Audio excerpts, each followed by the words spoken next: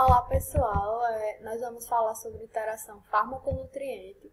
O nosso trabalho foi embasado num artigo que foi encaminhado pela professora Nicole. O nosso grupo é composto por Ana Beatriz, Bruna Luísa e Isabela Paiva.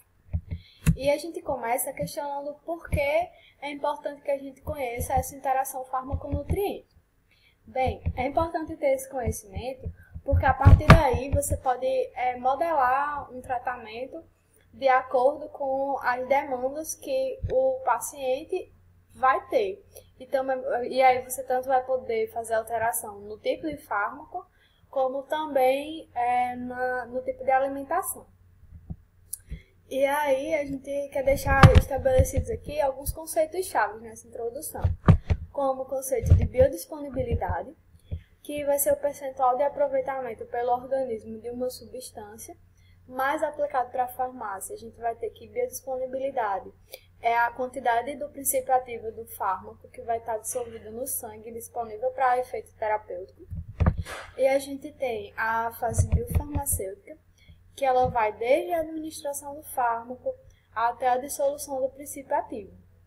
Nessa fase, ela é bastante importante porque você tem a exposição do princípio ativo do fármaco para que a gente tenha outras etapas, como a farmacocinética e a farmacodinâmica. Na fase farmacocinética, a gente tem a absorção, biotransformação e excreção. Na biotransformação, a gente vai notar que vão ter várias etapas e tem a etapa de distribuição, que ela também vai ser marcada pelo metabolismo, que ele vai ser dividido em fase 1 e fase 2, que vai ser explicado mais detalhadamente um pouquinho mais à frente. E a farmacodinâmica, ela é marcada pelo reconhecimento molecular do fármaco pelo receptor. Ela é bastante importante porque é nessa etapa que você tem a ação terapêutica. Então, esses são os conceitos chaves que a gente quer deixar para levar durante o seminário. E aí, essa interação fármaco-nutriente, em alguns casos, ela vai poder ser benéfica, vai otimizar a ação farmacêutica. Em outros casos, ela pode induzir a um efeito terapêutico indesejado ou retardado. Então, a gente também tem que ter em mente que o fármaco e os nutrientes eles vão competir pelos sítios de absorção, já que o centro de absorção deles principal vai ser o trato gastrointestinal. Então, um exemplo dessa competição é a L-Dopa, que ela é um medicamento utilizado para pacientes que têm Alzheimer. E os pacientes que estão sob uma dieta hiperproteica vão ter uma maior concentração de aminoácidos. Esses aminoácidos vão competir com a L-Dopa nos sítios de absorção e também nos sítios de ligação no sistema nervoso, o que vai acarretar numa ação farmacológica inibida. Então, para que a L-Dopa tenha efeito, o paciente tem que ser submetido a uma dieta hipoproteica, que vai fazer com que haja menos aminoácidos, uma menor competição por sítios ativos, e aí essa ação farmacológica vai ser potencializada, bem como também estabilizada. E aí, a partir desse exemplo, a gente deixa claro essa competição por sítios de absorção entre fármaco e nutriente. E aí outros fatores que eles podem alterar a ação do fármaco, a absorção do fármaco no tubo gastrointestinal e a sua concentração na corrente sanguínea. Eles estão representados aqui nessa tabela. E aí a gente tem alguns aspectos que eles vão estar diretamente relacionados aos fármacos. Esses aspectos farmacêuticos, eles vão envolver solubilidade, tamanho da partícula, forma farmacêutica, o pH do fármaco, que é bastante importante, porque quando o fármaco está lá no trato gastrointestinal, o pH e o pK do fármaco e o pH do tubo gastrointestinal vão interferir se esse fármaco vai ser inativado ou se ele vai permanecer ativo e ter ação farmacológica. A natureza química, que vai dizer sobre a velocidade da reação, porque se esse fármaco for, por exemplo, ministrado sob forma de sal, ele vai circular livremente pelo plasma e vai chegar mais rápido ao seu grupo-alvo, ao seu destino. Isso no caso de... e se for sobre forma de éster, nem tanto. Então, também a gente tem variações individuais, que elas vão envolver idade, a ingestão de fluido, ingestão de alimentos. A ingestão de alimentos está bastante associada àquela questão de, por exemplo, se você está com o tubo gastrointestinal cheio, você vai ter uma maior demora para esvaziação. E é por isso que a gente tem aquele exemplo de quando o médico ou o farmacêutico recomenda para você tomar o medicamento tantas horas antes, depois ou durante a alimentação ou com a alimentação. Então são fatores que têm bastante influência sobre isso. Agora vamos detalhar o trajeto dos nutrientes e diferenciar com o trajeto dos fármacos. Inicialmente, o alimento é ingerido pela boca, onde já se inicia o processo de digestão. Há enzimas na saliva que quebram as grandes moléculas de amido. Da boca, o bolo alimentar desce pela faringe e pelo esôfago e chega ao estômago. No estômago, o suco gástrico inicia a quebra das proteínas e alguns carboidratos, e logo após, o quimo passa para o intestino delgado. E continua o processo de quebra de proteínas e de amido e inicia a digestão de gorduras, vitaminas, açúcares e sais. Na porção final do intestino, algumas moléculas que já foram transformadas atravessam a parede do intestino e vão para o sangue. Daí são distribuídas para todo o corpo para participar do metabolismo, que gera a produção de energia, enfim. Nessa região também ocorre a absorção de água e no intestino grosso está o resto alimentar que não é digerido, ou seja, o que sobra da digestão, o que vai ser excretado. E só para frisar, os nutrientes são transportados para a circulação sistêmica por meio de transporte ativo, e já os fármacos não, são por meio de transporte passivo. Agora a gente vai falar sobre o trajeto dos fármacos.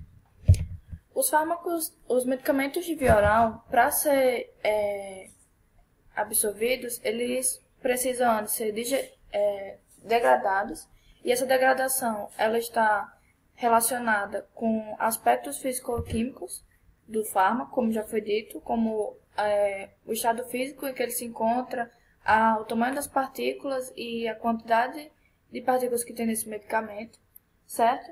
E além de ser degradado, ele precisa também ser dissolvido, ele precisa se encontrar dissolvido no lugar que ele vai ser absorvido. Depois desse processo de ser dissolvido, ele será absorvido pela mucosa gástrica, ou pela mucosa do estômago ou pela mucosa do intestino, certo? Depois, o que foi absorvido, ele vai ser levado até o fígado pelo sistema porta. No fígado, ele será metabolizado, e esse processo de metabolização ocorre através de duas fases. A primeira fase, ele vai ser modificado através da oxidação, da redução e da hidrólise, e essa modificação acaba muitas vezes ativando esse princípio ativo.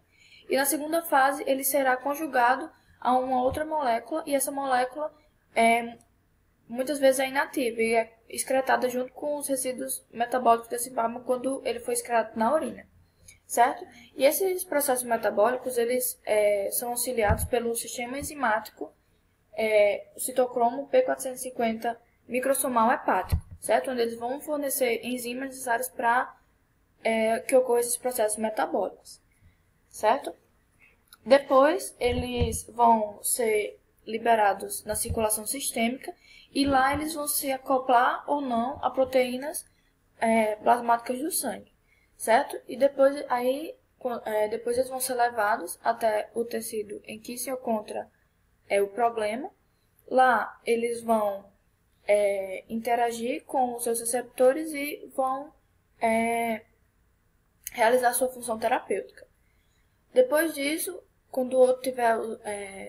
eles vão ser levados até os rins e serão eliminados pela urina.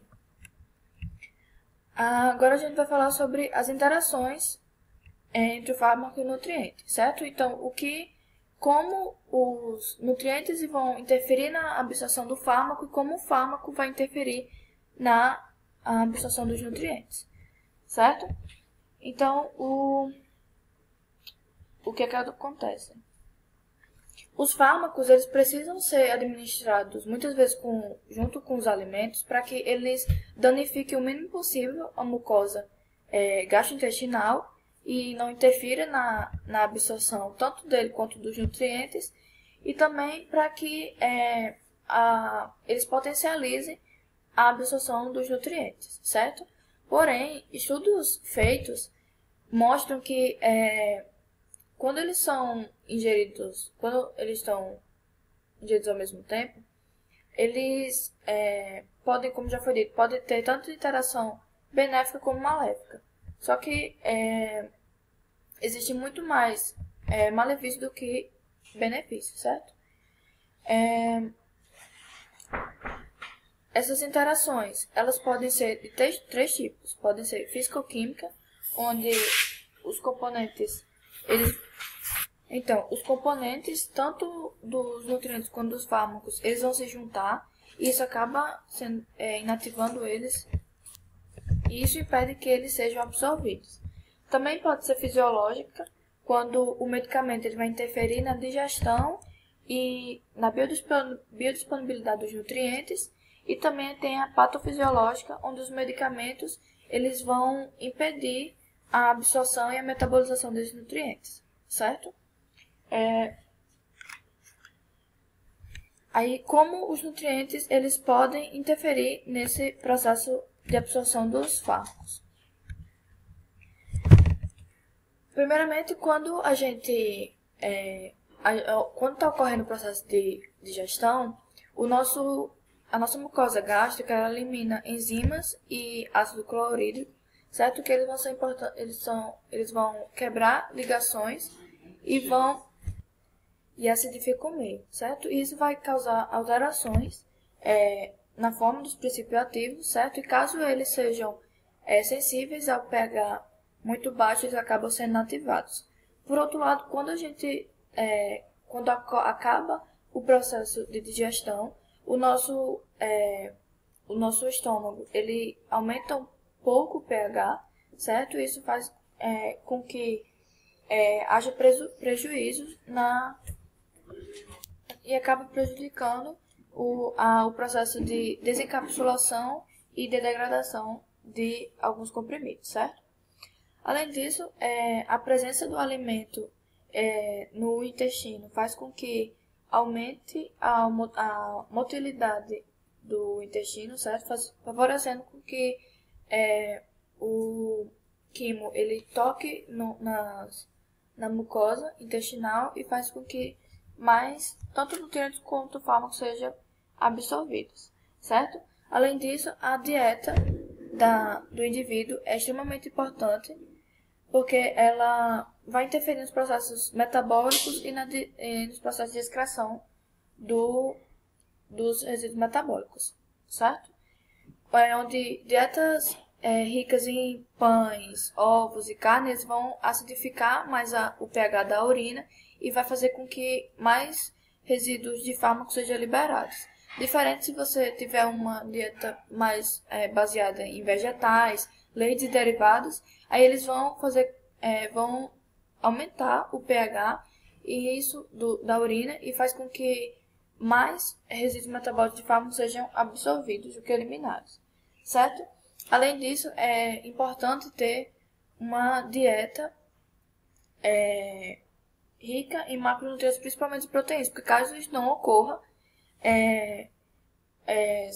o sistema enzimático do citocromo P450 microsomal hepático será prejudicado, uma vez que eles vão precisar desses macronutrientes, principalmente das proteínas, para realizar suas funções, certo? E agora eu vou falar como os fármacos eles interferem. Eles vão interferir principalmente na absorção, onde eles podem danificar a mucosa do estômago, do intestino, certo? Interferir na absorção dos nutrientes. Também eles